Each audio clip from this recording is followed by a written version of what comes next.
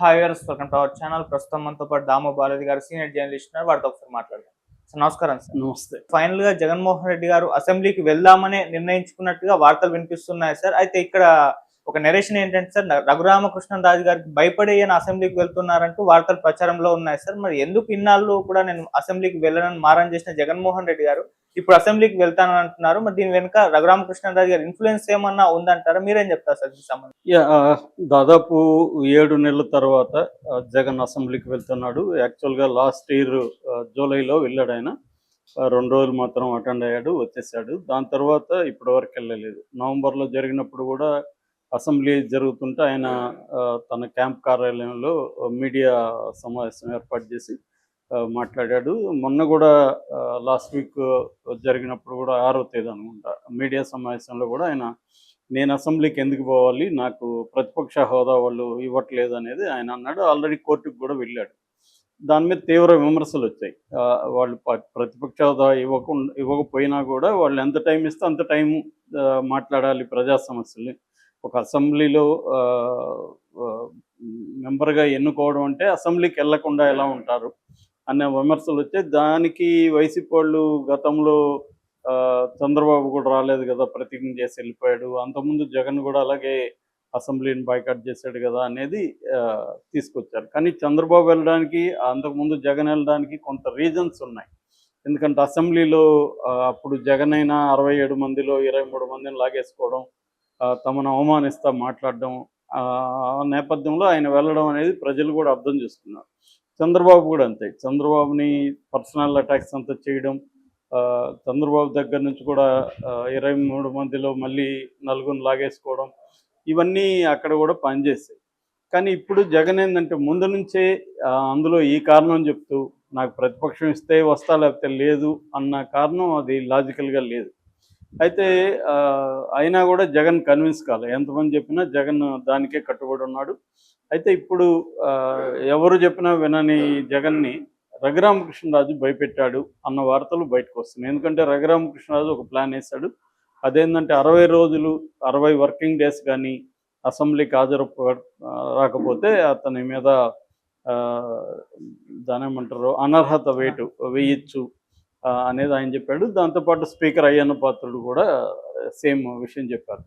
So దాంతో కానీ అది అలా కుదరదు, పార్లమెంట్లో అయితే కుదురుతుంది కానీ అసెంబ్లీలో అలా ఉండదు అని కూడా అన్నారు. కానీ పర్మిషన్ తీసుకోకుండా 60 రోజులు రాకపోతే మాత్రం ఖచ్చితంగా ఇబ్బంది. గతంలో బాలకృష్ణ కూడా అసెంబ్లీకి అటెండ్ అయ్యేవాడు కాదు, ఆయన మీద చర్యలు ఏమి తీసుకోలేదు కదా అని కొంతమంది పాయింట్లు అవదీశారు. ఏదేమైనా జగన్ అయితే ఇవాళ నిర్ణయించుకున్నట్టుగా అర్థమవుతుంది.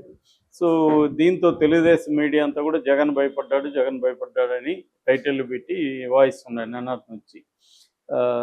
పోకపోతే ఏమో పోలేదంటారు, పోతే భయపడ్డారంటారు. సో ఎందుకంటే ఇదేదో ముందే చేస్తుంటే జగన్కి ఈ విమర్శలు వచ్చిండేవి కాదు. ఒకవేళ జగన్ భయపడుతూ ఉండొచ్చు, 11 మంది ఉన్నాం కదా, మనల్ని అవమానిస్తారు, అక్కడ మనకు మైకీరు, మనల్ని తీవ్రంగా ఇచ్చేస్తారు అనేది ఉండొచ్చు. అది జరుగుతుంది కూడా ఖచ్చితంగా.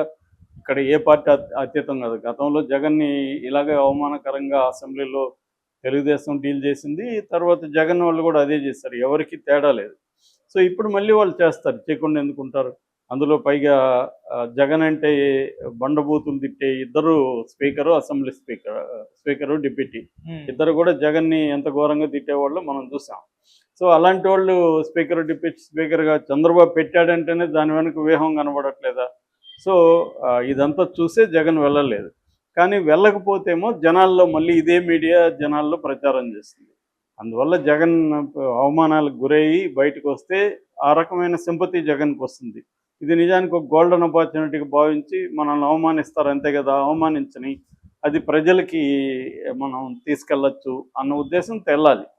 సో రాజకీయాల్లో అవమానాలు ఇవన్నీ ఉంటాయి, దానికంతా భయపడి ఇంట్లో కూర్చుంటారంటే రాజకీయాలు చేయకూడదు అట్లాంటప్పుడు. సో ఎందుకంటే మనమేమన్నా ఉత్తమంలాగా ఉన్నాము, మనం కూడా అవమానించాం అవతల వాళ్ళని. కాబట్టి వాళ్ళు ఇప్పుడు మనం అవమానిస్తే లేనిది మనల్ని అవమానిస్తే ఎట్లా ఉండొద్దు అనుకుంటే ఎలా ఉంటుంది? కాబట్టి రెండూ ఉంటాయి ఇక్కడ.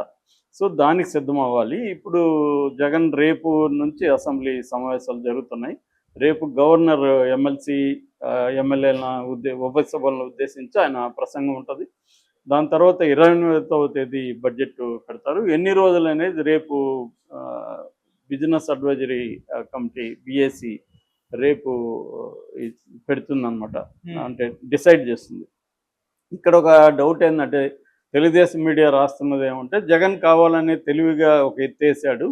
ఆ ఎత్తు ఏంటంటే రేపు మాత్రం అటెండ్ అయ్యి వచ్చేస్తాడు, దాంతో ఇంకొక 60 రోజులు పోవాల్సిన అవసరం లేదు, మళ్ళీ 60 రోజుల లోపల ఒకసారి వెళ్ళేసి వస్తే మళ్ళీ 60 రోజులు ఎగ్గొట్టచ్చు, ఈ ప్లాన్ వేస్తున్నాడు.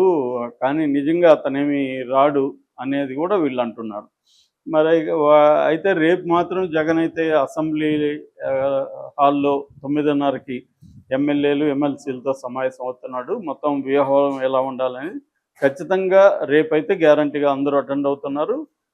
నెక్స్ట్ జగన్ కూడా అటెండ్ అవుతాడా అసెంబ్లీ జరిగే దీనికి సమావేశాలకి మొత్తంగా అటెండ్ అవ్వడా అనేది ఇంకా క్లారిటీ రాలేదు.